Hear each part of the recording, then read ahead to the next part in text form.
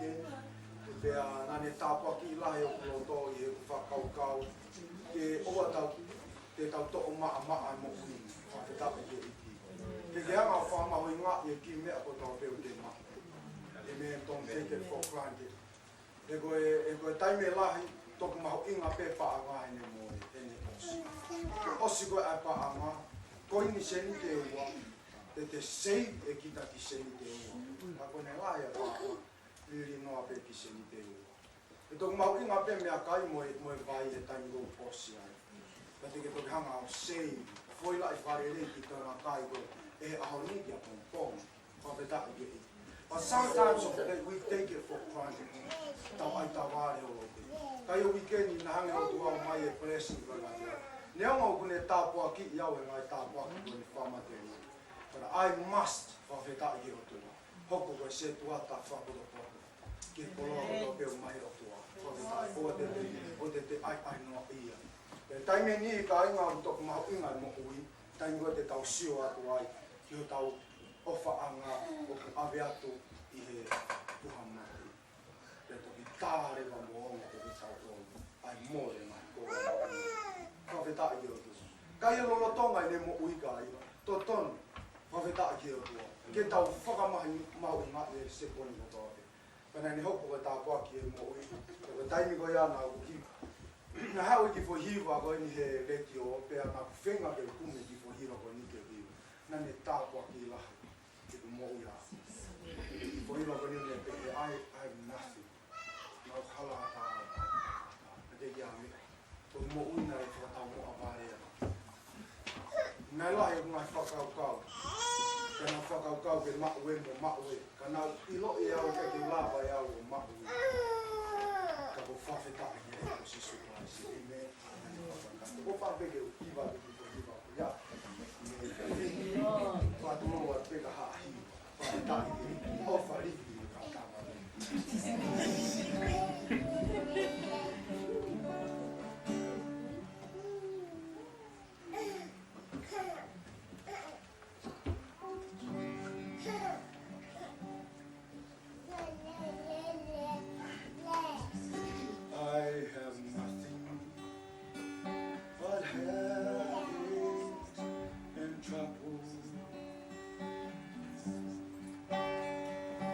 Seeking for fortune and fame. I am nothing but now confusing. But now I have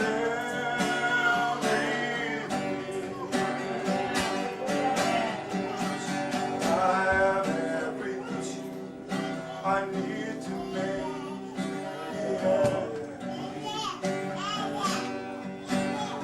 I have Jesus, He's only the way. Save me, He gave me life eternal. And now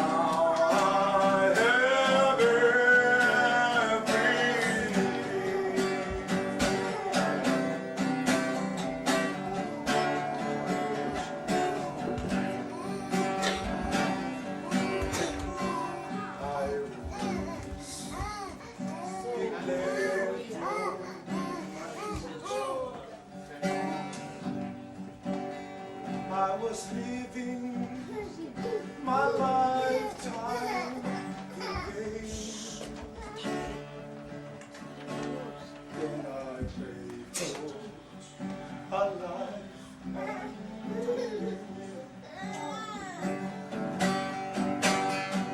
But now I have everything. Hallelujah, Jesus, I have everything I need to make happy. I have Jesus, who saw me the way. Yes, He gave me life eternal. And now I have everything.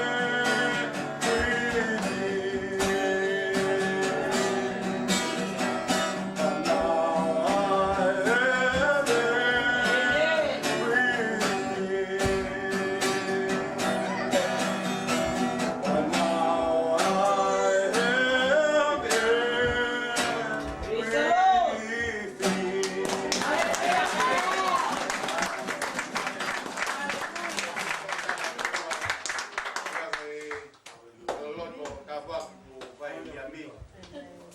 Praise the Lord.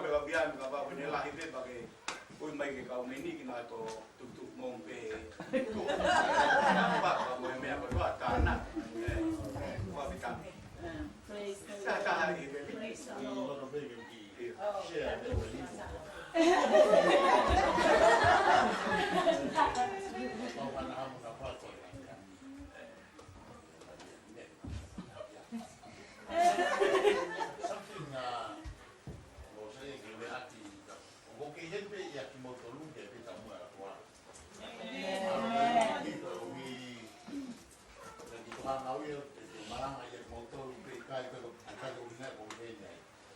i he ni ke tapo ki ngau e o tua. Amen.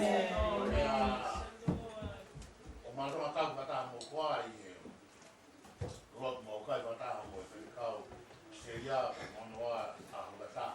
We want to seek the Lord. Ma ilo e whakupuri e mo i o tua. Io. Ta oni i o tua. Patita.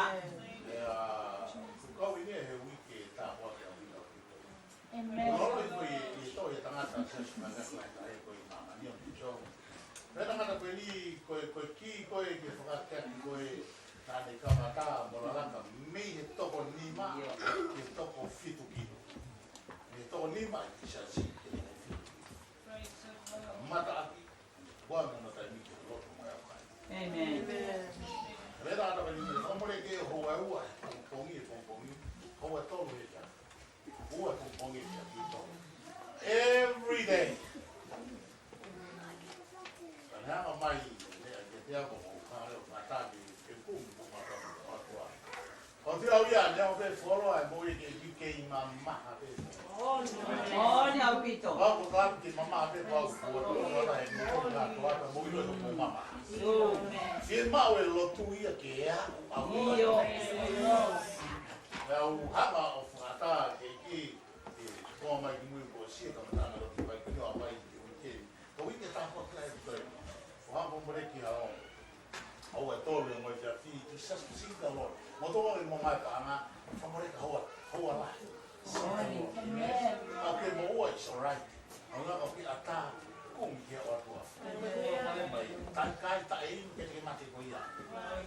Ka mea na haa, ke te au ia aneafi, e te whaka na pia tau ku koe i lau i kare kai la lo.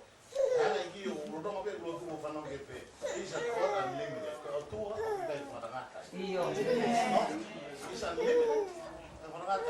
No, really, ake hau loto toru paku na pia i ki whare kapa koe mui te au. Au si o ki o lunga. Shongo ki o lunga ki ata something, I see a vision. Au shongo ki shongo ki a step, whai kata, ane kong au de whai step from one step to another. Kaya ka omoi ki o ia reo ki a loto ia te au, koe ngai step wai ki kaka, i koe climb the step. O te iai te au, whakaukau o ia kou motua koe niso, o au, atu te o retire. Now I got get those step with the how we're going to come there. And I say, you know, but my excited a bit about it. No, more you do when you are oh God. Thank you. Koe mahino kia te au ki au koe ni koe ki ene whakate, musio ke mea whai atua e na lau mai a koe. Io. Wha mui atua e kakai, na ma kongkruwa ne kia whai eke mea make o tau sio. Ke mea whai atua e koe ni e ni tau toru. Koe kolo e ni rote kong ke mea tole au koe ni. A pau e ke tau kumi whamatoa ko te atua. I roi lotu moe au kai ko mea ke uki. Oh, ni au. I a pēu te tai a mooni ke atua. Na au whenu mutu me kai. Tau whenu tai niki rana. Amen. Wau pēu te tau whupai ke o te heka mea re pa. Sit down there for 3 hours, 4 hours. And talk to God. Porque te tani ko ke tau pēhei, o kai koe ki loto na. Ke tala no ki atua. Anga tua ngai tau lai o whai tā koe. Ngai tau lai ngai mea koe hame o fuai mea koe. But the question mea tau te ngoi, tala no mai atua ke. Tau te ngoi maheni mai atua. Amen. Tai mea ko aku ngai taimi ma wha tāna ko mua ke. Koe fia hau loto he tau lai koe nu whamoi koe fua au. O koe ka te hana uhinga nei. Koe ki aia ke whakaha ke poloa ke eiti mai ha. O kuni hanga ia o whae a nau e o tua. Ta longa, koe loloa nge koe ho mo ui, mo tau koe ki o tua, koe langi langi ia nge ia ai.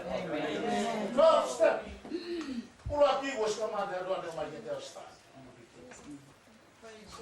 O sa ia be ke mahini tau tolu, tau hanga i tau tolu ke taku, ngau ila, tau tapu ati. Amen.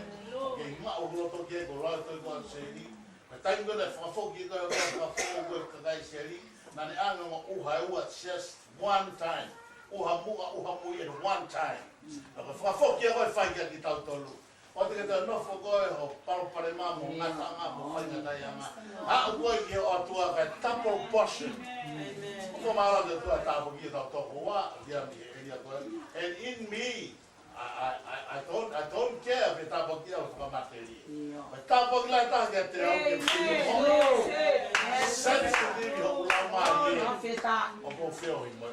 Aleluia. Amen. Mo malo e lava mai. Siana pure asa. Mo che ya quindi. Fai ta quella la carota. Amen. Parola che do. Ah, ma è mo ila ya in my life. I'm up at 5 in the morning, 4 in the morning. I do service. I love the Lord. I love to worship. I love to pray. Offer bel che la tua moilo, offer tua perché tu hai let the day of the Usmak. But I'm here. I like Bella na nikia a pedi. Ma on dia. Ma ta poco do before the day what we feel. Amen. I believe that on che o tua e mai fuoco le deve del canto. Ma voi chi è quello che on mi tua da God unlimited. I don't know what is still going on, where I'm going.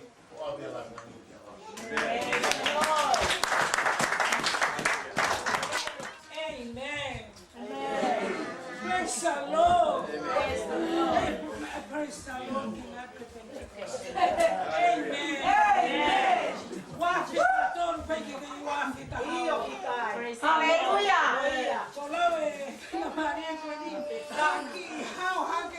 Tawe hametona pagetangi ko te toi whainga Maria ko ni ko honga ia au ki toi mea whae o tua te kulai ki mua ke mawai hatu me heni ki tō ngā koe batani pisi au pito au me heni ki wani na toni na ku whenau lau lahi au pito ko hiko te alu ko engi kina I kei te tokanga ke ta whaat whaka materi e nau tokanga ke ta whaati whakalau maari.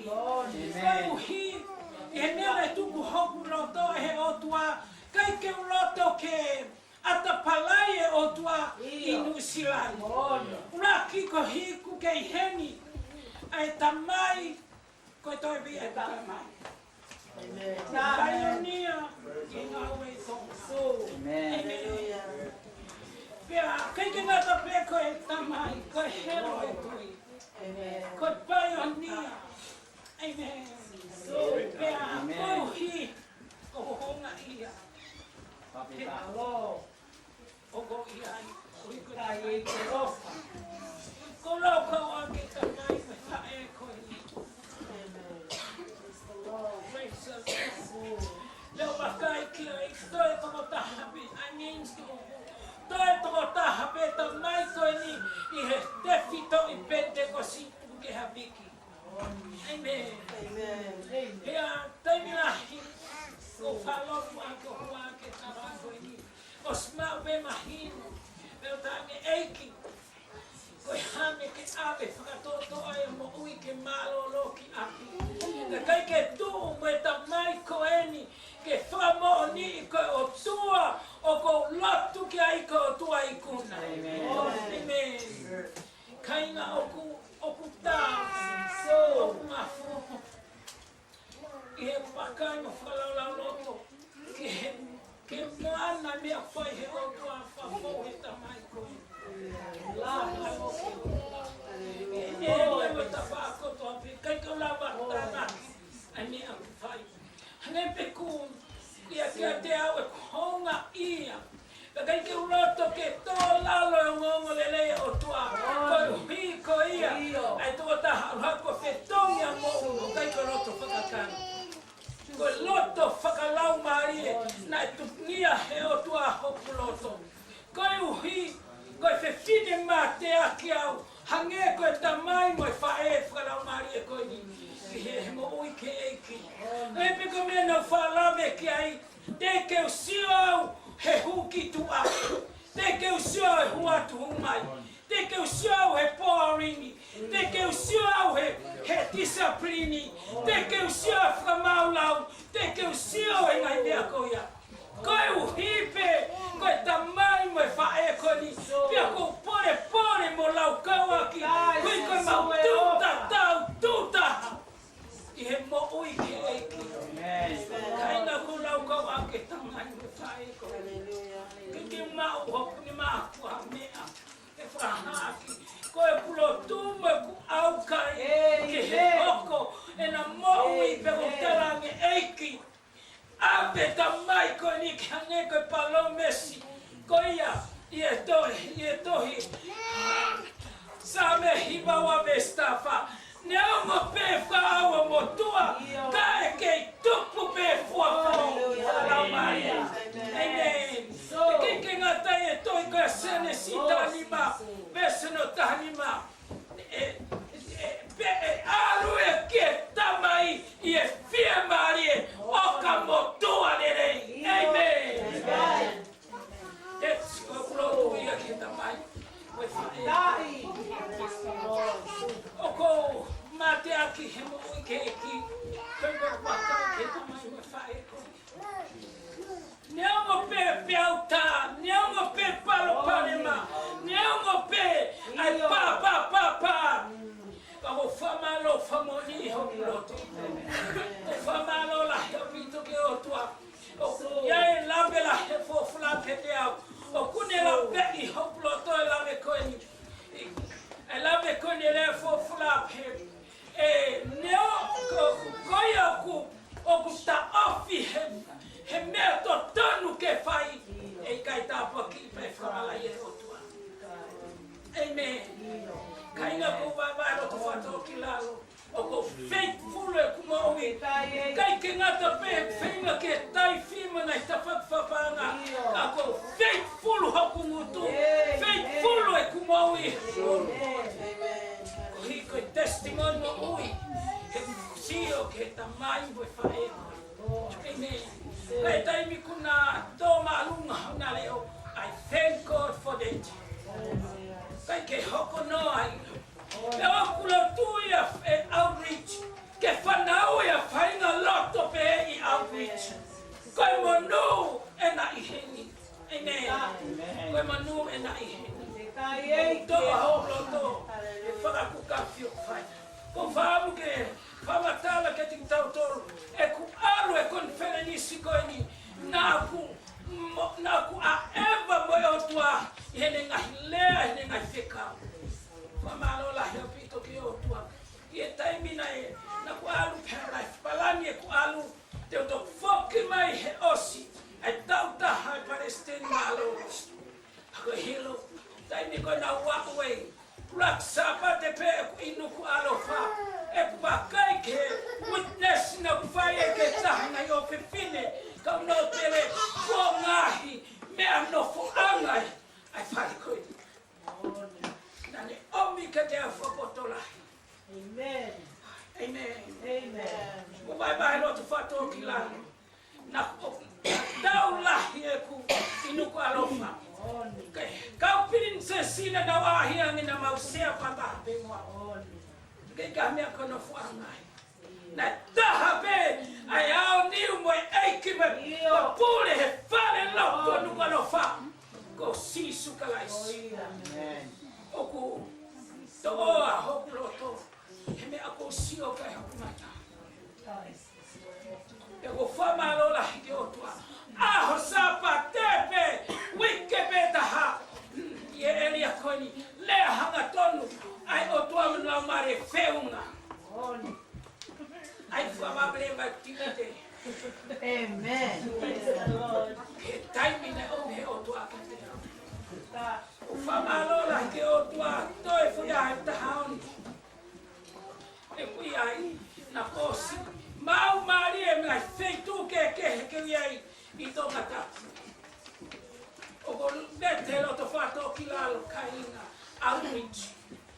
O ko ausia ngai mea lahi i he ngā wei tonga. Ko hina au topa ngai whatongia ki whakalokolo whakakatoa. Ene de ke hanua tupo aisea. Na kulau koe tāpua. Koi na unafa tonu mo ako tonu he tamai mo whae koe no. Amen. Ene ke o tō mama au. Amen. Na loi pe mo whamoni me he o tua. Iai pe taimi tena mao te mama pai. Ka ke iai pe we taimi. Hanga o tua whata. Whai whirongo anu. Io. Kainga e whia whini ko whamalola hike o tua. Kani seri ko tohai o tua. Mea ko toa pe. Mea pena hanga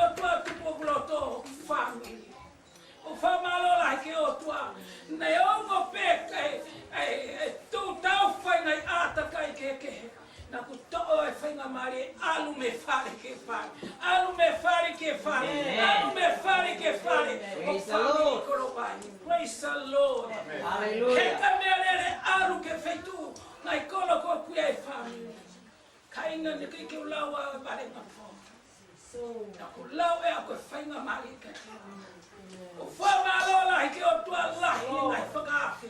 Nai whakaafi kai no tangi eki. Kai ke usai au he alo kai. Usai au ke anta holo tolo tonga.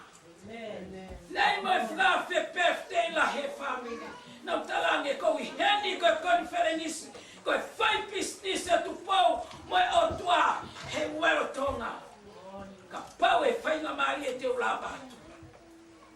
A upe ke taimi ko ya na talangenga. Mea pango na a teki he fili e ku life. I tonga. Mahino i lele e tu pau me kotoa. Ko whamaro ngai aho. Raki aho e family koni. Hawe o matua koni tamai tupo ko fata fa family homa family e rock how fai mai kini fe mau ke fralele family ko ya he ai no fa fili mai fa na mo no fora e ria ko to family na ku lau ko eta ko amen amen le ha to no to ke ku life outreach le ka na to talange kai follow me heni ko foki hatu porque fai mamari. Ainda por famalo lá que eu tô. Então foi a pe o hau. Ai hoku family. Na aluange mo fe kumiange. A oi pe ki mala e kuna. Kainga okuto o hoku loto. Pe ku tai lata tu boy se no foi. Oni au pito. Mehe. Au koia ke a honi. Oku tai fala we tapaki. Ai o hoku la umari. Kai ke mau pa hange ko te ko biriami. Oni hanga kore ila he oku loto. Ua korito bahiba ve sono fulu me tata. Oni ometa la fakoi. Koia kune fuaki. Ai tenga ke tutui. Au fake ne fuake ma. Amen. Ya tene whakalahi mai fuai mau rani. Ya te ki mau tolu. Kai uhi ke ne whakamau mea ia ki mau tolu. Kai uhi e mea kotoa pe. Kai uhi ke tupai mo whawhetai ke oto. Kainga o kai ke whawhetai au he mea whamateri. O ko whawhetai au he mea whai o tua. E ne mai ke kumaui. Me nau ke nau me nau. O lea whato ki lalo ke tu koto outreach. Puke ho whainga maki. O sana tua tuko mai ma ui mai mate. Malaya mai manuia. A au ke fiu. Ie fia fiko. Amen. Amen. We ke hosi, we ke mai. Ho mawapi. Vie fiau he nau whaki. Mabai. Aho kotoa. Ama fesio paki pe pompongi. Autoxio pe pompongi ta. Amen. Fe moi kita hoku family ko ni. Ia eke ia pe como noa. Ia ngai patongia. Kai no foto pau iapi. Tai ku te pie hipa. Me loki ke loki. Me loto fai. Ki peito. Mi volta tange telefoni kai te ya. O fabu ke fuka mohino ke le ko. Ka ke tange kai tari. Awana kona holoto. Uri holoto. Ai me akoni o i holoto ngas mo ai. E kai te tari mai ai. Hey kai ke roto ke ta fuka wa wai o wei. Tu ye kai.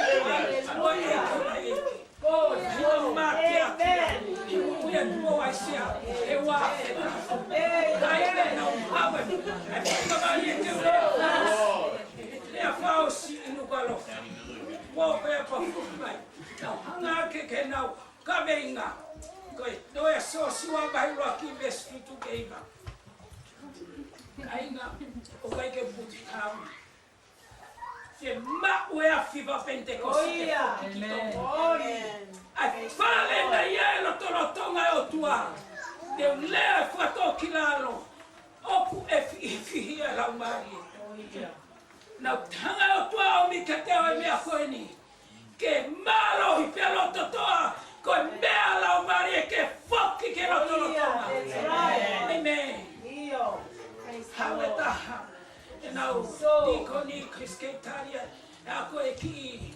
Tamasiko ni koe witness ako. O koni os mau e whaife kau. I he tukunga whawhaife kau.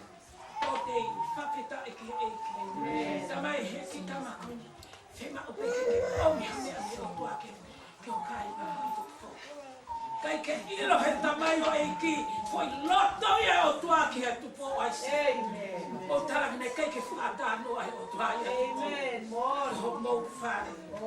E koni lea ni e poati anu kua lofa. Ka pau nei henen. A puke mou ne kei moui. Te ke toi foki pe te ke fuolo. Tani. Nau talange ki tangata e ki hene tani. Te hawa no wa te fuolo. Ka koe hina wa atoa e wa ko mate. Tolu ko ai e kurea pe te foki whatoto. E te kamai la Amen. Amen. Amen. Monu kako outreach. Monu kako koe mo fefine. Fefine. Fonua. Sinseni ki he o tua. Tu koe whakapo. Tu koe ri a kilotu. Tu koe mohe. Tu koe whaka aringa lelei. Haku malo hingero tolo tonga. Hallelujah. Whaamke pore i e toka hako. Koe time me look to morning. Amen. Fula he tala tau lo tu kai fua ke he. Fula he tala tau no fue fula kai asi halini. Praise the Whaamke Lord. pete o te whato kila. Le tau na tua e sami. Le tapaake ai taki o iu whakatoa atonga. Na hape kune mana tu ne fua simi toi tapuia. Na ma e po aisi. Ua e trahia ko tape ko kau iu. Tole to ta me fomo. Me ao koia o au ke foki mai. Ko mete fato kilalo. Ma ko sea simi toi tapalo kolo whakatoa. Simi lau toi fe. Simi vesta roto whakalo kolo whakatoa. Koe wholo ai o tua. Koe mo ui lo tu. Koe ako mo ui, koe ako ngā ui. Ene, ako mo ui, ako ngā ui. Whawhetai ke o tua. Tawange ke tokoni mai o tua. Tau tāpuaki. Fua pompongi. Na ku i he sapa, urak sapate o no i heni. Dai mina huai he hengi ke rotu. I he wharotu. O me o tua koni e bisone ka ea. O sio ke fua Stacy koe sa mani pure. Oku i ai ai ohomo. Amen. Amen. Te unga lelai pe seti e ohomo he. I he fua Stacy koe. Na sio a koku mata whakalau marie. Ai ei ki roto marie. Pe au sio ki e whare haki. Tangi, tangi eiki. Koe o tua lahi kohi. Ko ke whaki koe whanuani. Ke au whinima o outreach. Praise the Lord. Amen. Tawange to koni mai o tua. Lau ho whainga marie koe tāpuaki. Lau e mea kuke no whai koe tāpuaki. Yes, amen. Te maa keke. Whakatoka ngai. Koe o tua lelei. O dai ai himea. Koe o tua whakaofo. Ko o tua ikuna. Ko o tua lava mea. Ko o tua whakariroriro. O e kei e lelo pe. Kai hasinu. Me hana ora. O whalahi a ke tō tahako toa te. Amen. Taula. Amen. Os whiunga e tau. Whakaii. Os whiunga e tau. Lau masiva. Os whiunga e tau pehemo pe. Os whiunga. O koe moau, koe magas, koe church koe ni. Ke whakahoko whakatapena. Ke whakawhanau whakalau marie. E tako koe ni. O puke mea o sio ki ai. Ke o taketi ki ai he tau koe ni. Na tau pe puko whewhi tu te ui ai. O ko whatawang ke o tua. E hoko ka pate whainga. He koe pōre me whakaloto lahi. E whakapuka whiko. E whatawang ke hana o tua tuko ni mo tau pikina tau tau o kalaya.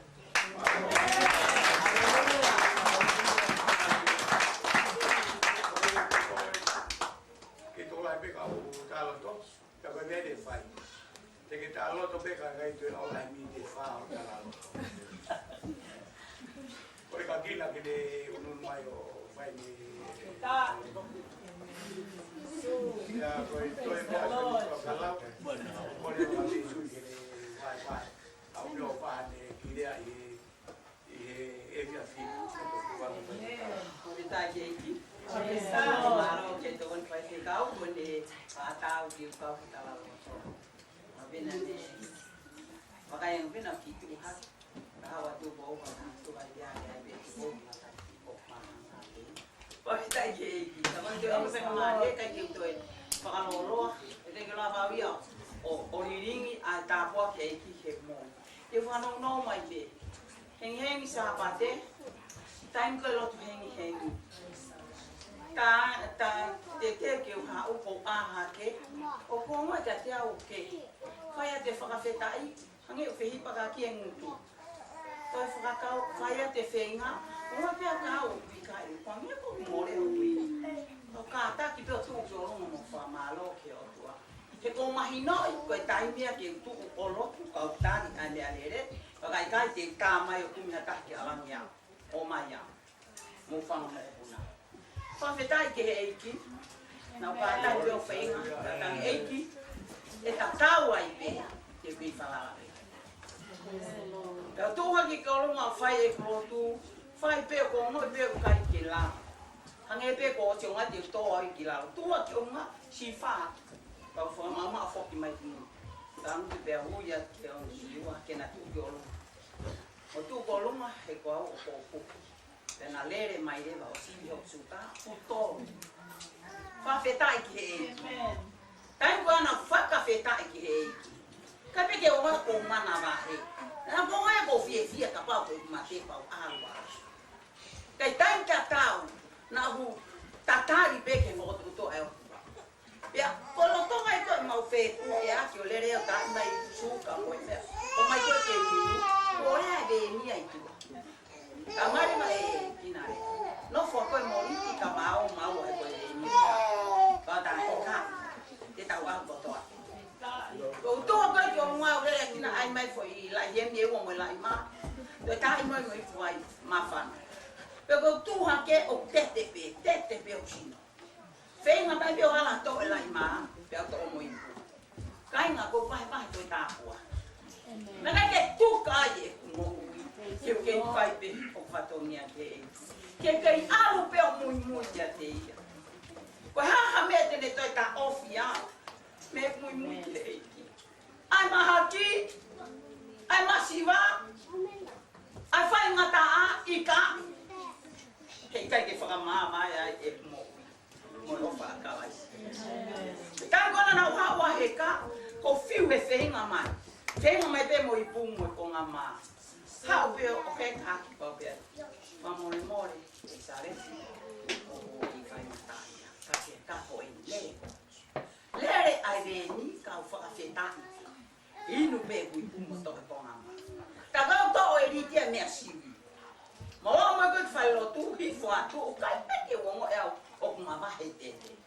Pe matang te ste kuni taone. How kwari teo siwi e ruta mai. Kon bofi. Hallelujah. Tau huki whalelo. Whakawhetai ki he. Ma homa ia tangutu i roto maari e. Mo whanki mo puna koe ni pa pia mo mai ko toa tangutu he. O wana mo mohe. Lotu. A o se area i ako koe omo koe ni o lotu. Whakawhetai ki he. Lele pero tu o ose. Ma o whoki atu ki a. Kake te maha maroro. Toi si e taime o sipa ma unofo. Kana ulere o tokon ke whotutu e sea. He na ostala pega na auto, koe po mo ha. Koe tau anke lo tu te mo tokoni. Tokoni ke se ase o eiki. Fai ha me, hifo ha bebe, to ha sea. Pea tamutu pe sio wa. O konture pe mo pukito hisa. Fa ambe ke sio. Hai be mai. O se be ko ha tai me teu ya. Tanga mere ka kai pe na mau ha ke lo twing ta mere io na mau la. Ko hai na ala tu ko saris. Lo to kai matala no. Ko to pi piang e veni ya. Ko tai ne ki mau ke la ya. Mau te tu ma he ta. Kai nga e kwa o ta ngoto fa nong de folo. Tane ha ta po ki ho. Lo e ha ko ke weekend ni la ye paro parema. La ye fai nga ta. Kana ele mai folo ni se mani. Sio pe ko ka si. Wa tu wa me akotoa. Fa ma to to pe mo e ki. Lo tu to le a ta mu tu le fa na. O si ta ko no. La folo pe mo lo. Ha me te pide fa pe ko tu to ta. Fa me ga ia. Kola tu ma fa pa nga si su. O ku ke iva. Ko na hoko ko folo. A folo ya sa fa ti. Na ka fa ka la hi do ploto. Ah, wai ke le asu wai ki ka na nga mu chen. Ko freni e ki ta ine ta. Si along ko me ka au pe ata ka lang ta sa fi mai. Along e pule e ma lo tu ko talang ya ke i lo ma lo. Fa more he kai ta au fi. Le e ma lo tu e fi afi. O vai ma he de folo. O re fa pa lang yang de. Amen. O ti si o mai lu. E na ma hi lo pe te ki ta. Ane he lau ma ye na. Ala ma tang ye de fa e fi ma yo ki along ko wa. Na wala ni na tama ko na na wo mo yo ito tama ye. Ki mo fi be. Kai nga. Ole ai palofita le afra palofita ai tama ye. Ono atu ki. Amen. Awo te to kama ko to ta fa ki mo ta fa. O te ke ra ko no sio ya ai. O te ke sio me va ka te ya. E ko ku fa se se te aki. Na ba te ke mo ko ke hela e tu mo fi ya. Fai be ke. Fai bem coi o bumi que ela lá corre. Tá bom na tua ai que tua to. Cadê tua to ai que tua fa. Tá bom que a eu não a fa. Coi fai bem a ma. Que tua lava. Coi tu lá que é assim. Ama he o lava mo e lava. E he o lava ha que tá. Coi wicked. O fifia. Aleluia. Lá que lá é time que la yang yang ingat ke fe ai e tau ne ilo te tau puna ya ko ya kai nga tu fo no no ki nga tai kai na ko fie ya fo ka ba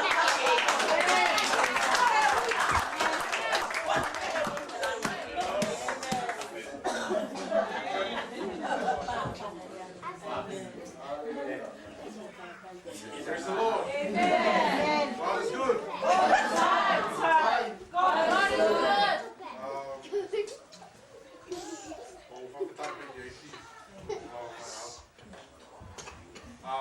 Just before I start, I'd like to encourage the youth. My youth. You know, many youth here. Because you guys are here today, I'm sure that God has blessed you guys with a testimony in your guys' lives.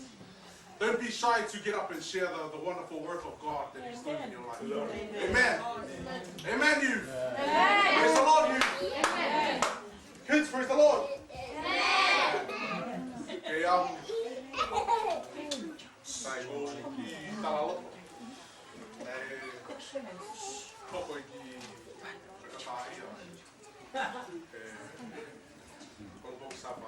Tatapu bokina, karena bokina dan sukai.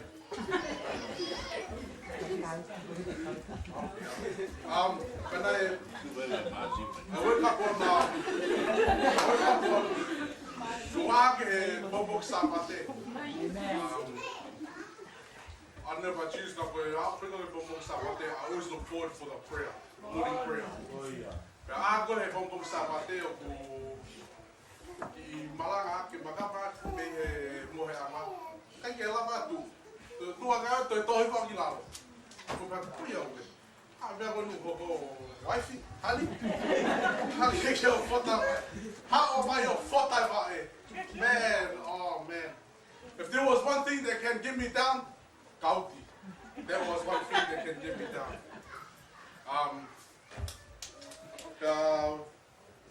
Aku bilang pokok sapate na lang mai pergi hello to heng hengi. Karena orang itu aku kerja kerja untuk lama boleh I pain when in the fourth like. Don't play with kauti man. But now lama tu lagi api. Kau talang lagi kau pergi kauti lama text mai pergi kauti lama mai kompromi dia kau pergi man. But on that day, I just couldn't stand. I couldn't sleep. I couldn't rest. But I was ulang about it. Kalau gue malam di emergency, then my doctor got you again now. So it's best for you to go and go and get the prescription when you get a phone, as well as alo to go or what. How good if you feel ulang ya first of God. Now bill fai o se bill se ho na do ya de poli o wang ai o fai ficau ko ni a pila mo wili o tava kia fucking I'm blessed because I know that people, although we are apart, but when Christ is in our lives, He draws us closer. And ako o tokoto mo mea ko ya ko mo ya I love my name. Never built tokoto tai la ta pito no ko ya pi ko mana ki bia ke I sai le ben with family o tua. How pila mo wili ma ko mo la ne ma ka na lo to my mom. Man, when they prayed for me on my leg, I could just feel the anointing of God just rub my leg, and just feel the soothness. You know, I was going to get that alu, but I don't need them to follow me, man. I can just get up and start looking around.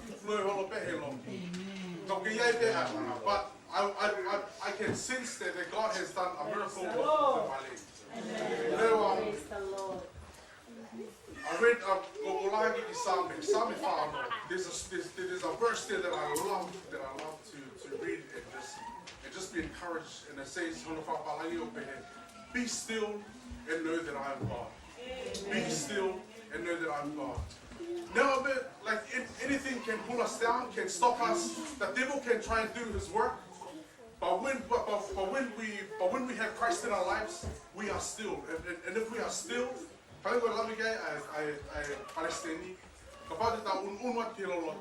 still in Christ. Be still within God. And that's just my little encouragement to each and every one of us today. Youth, once again, if God has blessed you within your life, don't be shy to share it out.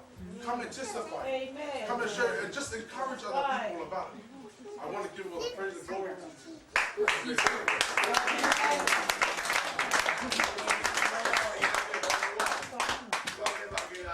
Mesui, ele vai ver a vai de moa, que tu ame que vai ficar o benefício da tulu, tu ame bem da daí, rapaz mais bem.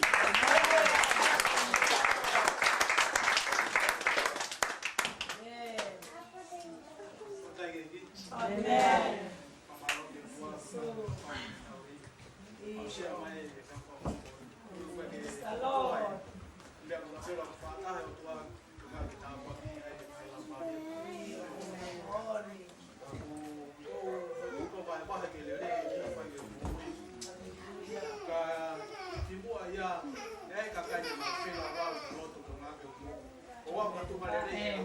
Amen.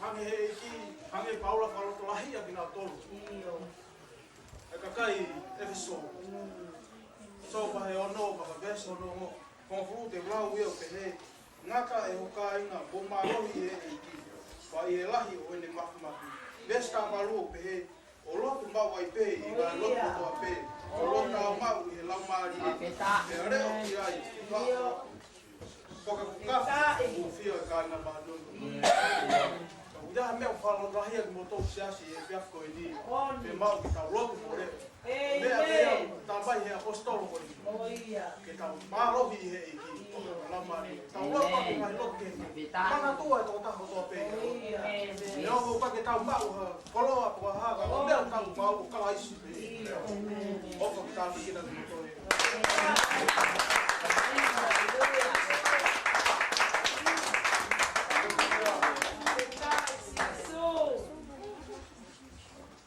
Praise the Lord. Amen. Praise the Lord. Amen.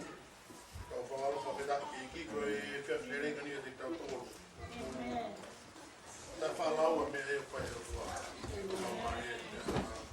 E que lá vai que tau fu, e que lá vai que tau fa na. Nothing can compare to the greatness of what God has done in our lives. E que nada bem e fa mo e que tau to. Ka kune ta po ki e que fo ki ona la mai. E me to la que e fe fini o ku porque tá todo mundo tá usando uma microfone e eu fiz. I don't know about you, que é microfone quando é microfone mas não daí que eu fiz. Foi um pouco porque não gato eu bloco que se assim está. Praise the Lord. Amen. Assim, é como o i. O filho que tá uma outra que lolo. E pau que mata eu me teu ao vi foi que poate que tokoni mono ki family que kauti koni ko toma bani a heda mo tama eki que tama eki ko se to kalau ko ko mai nga we fa heta uni e que fai me fai fekau o pau que tu ha que to ta ro to pe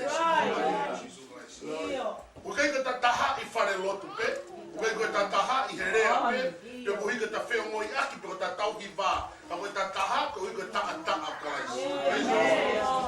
ta vai ta fie do toma to kamarie la veo ta fora quella da la che sapate lo toma ta fa fita che o porque ta fe ta ko ia e fia flerene de ta to a me to fa no que aí pero ma que ta ma que lo to ko ia praise the Lord que ta ilo me to ton que ta fai e feito to ton me to ton que ta orea e ta to ton pero rico ha que ilo e fa papau e dipende no la ha que ta to lu e tau fai e fina ngau e hotua.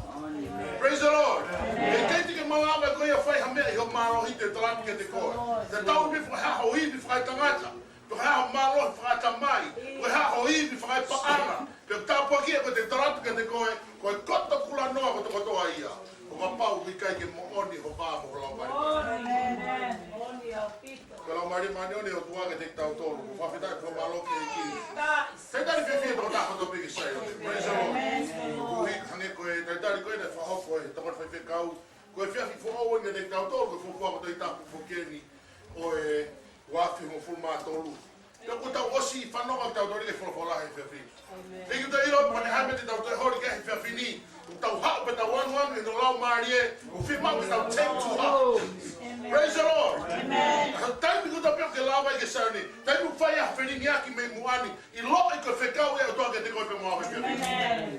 O meu pai eu tô a rodia. O que cai mato o que pe o. Tô que mago tu uma mea pa o que tô queria mais perto da equipe tô queria mais fecau e cai. O lá Maria eu tô o piloto ia te. Praise the Lord. Então me que malava te falar o é o atacar.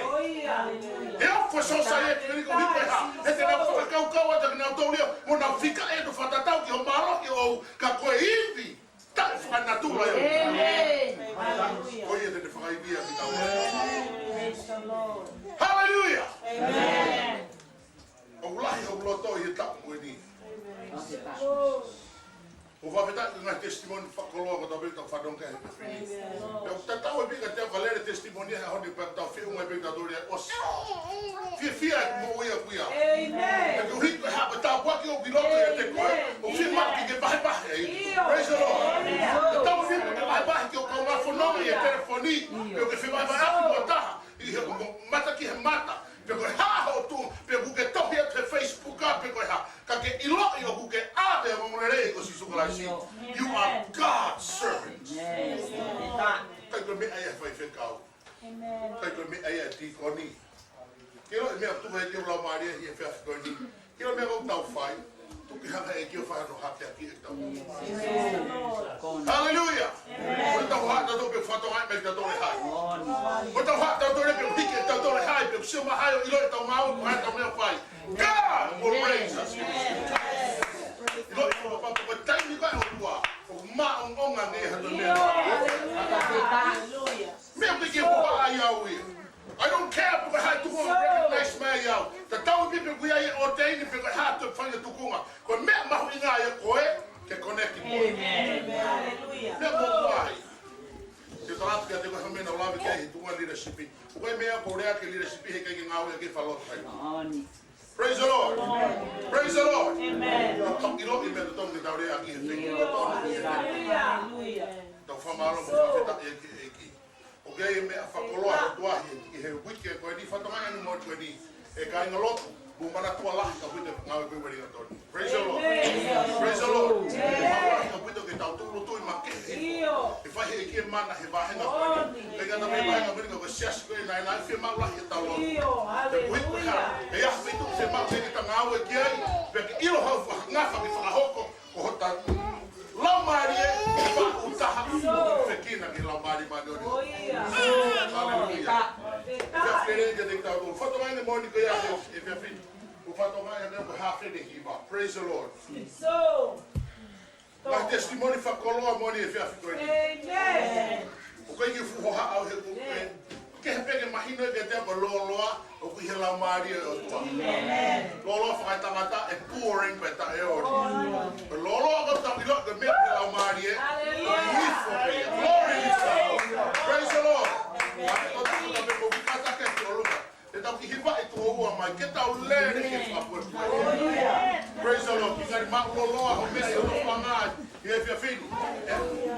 Praise the name of Jesus. Hallelujah. Praise the Lord.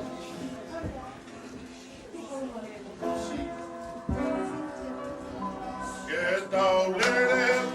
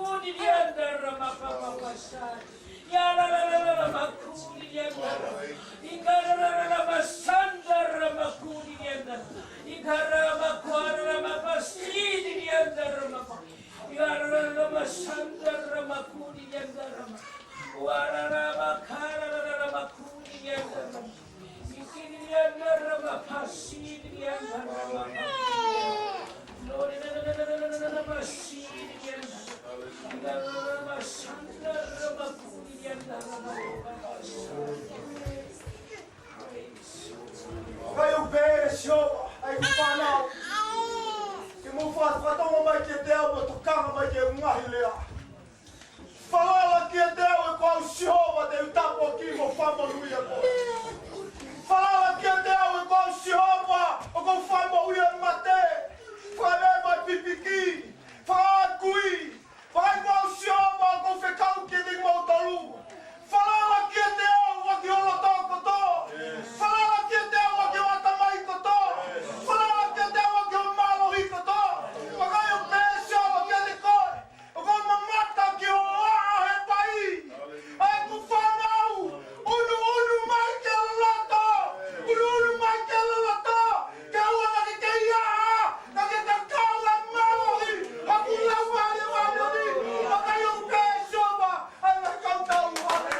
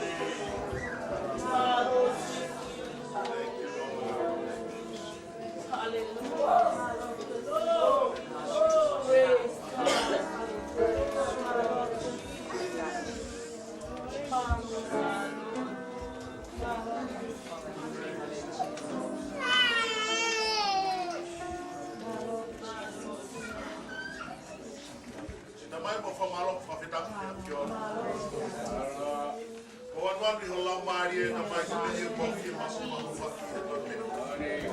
Ki ngau e tau tai na hola mari e.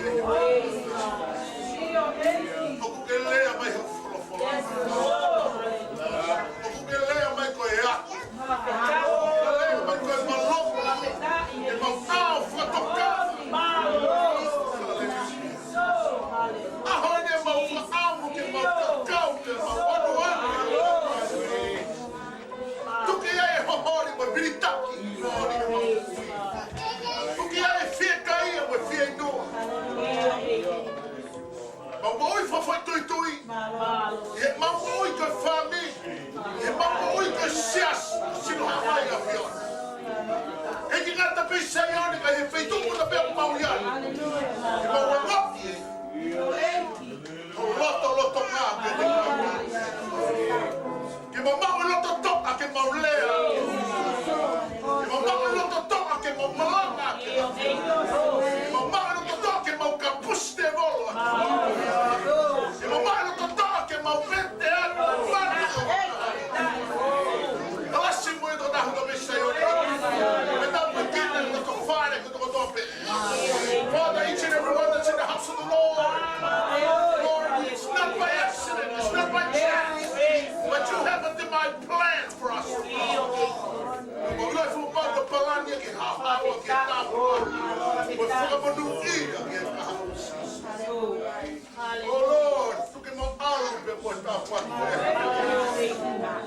Lord, tu ke mau lunga ke pe po tu. Pe mau te ni ke mau tu lolo ke. Ke mau tu lolo ke folo Sisu ke moni mau fie kaya ke mau. Ke moni mau hohori e. Hallelujah. Ona mau fie mari e mama hai. Ona mau nonga e tunga mau ia e. Mau fatu e. Mau tapu ni o lere ke. Mau tapu ni ke ngau e ka whakapu. Ka ke whama mai ke mau tupu mai a fio. Mau tolu ni mau tari io atu eiki. Mau tupi ho au he fia fini mau pe io eiki. O ki mau tolu ni ko whanau. Mea mau eke ki mau tolu eiki. Hallelujah, he tō tangata koe ni. Mau ia eiki. Whamalo mu whawheta eke hua whasi. Mai tau pekine tangata i kwesteni eiki. Lord, if I become no far, Lord, I want to go to sis. Mas quando ngau e ke mo saute, vai a wani nga toni mo, para tu ma ke ngau na na e. Para ko ba ke yai pe ho palani ma. Kai tu ka ma mo wisi. Ma ono at pa ma te ui ke o. Ui fa ma to to ka fiona. Ke te ke taria ki ma to. Ka ba kina singa ngau ni ko ba ko la ni si ko pe. A komite kautaki e. Nau tolu na pahia hasai o ne he te. O le fopau ku ke lelei. Hallelujah. Tupe toko taha ka pe kuhe fio he ngāke ne o ngongi me maki e Hallelujah. Mea i o kai ki malawa he tangata. Mea i ki malawa ke whakatawa ki hapaa. E ki malawa ke o mai hatoi whai ka kuhinga. Ka koi o lau maari e maani o ni mesi. Hallelujah. Mo whamaru whawhetaka. Ia fio i singai fi mau i miri ko to pe ho kakai. Toke ke whai o whatatau ho malo mesi. Toke tau laki ho tai ni ko tono. Hallelujah, koe le rei kaha pe ke aho whina ngalo ma mo hau hau. O pe te whawhunga te langi e ngea nau mo kloi e whia. Whate wa pe ho hua whamaa, hua whanawa mea, hua mai kona koe. Ala tof pe tahne pe kia ka mau moksi ai. O sisu glaisi ka o hau hau.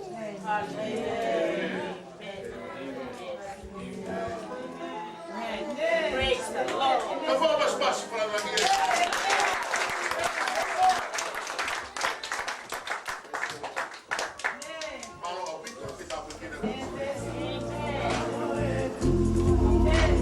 Amen.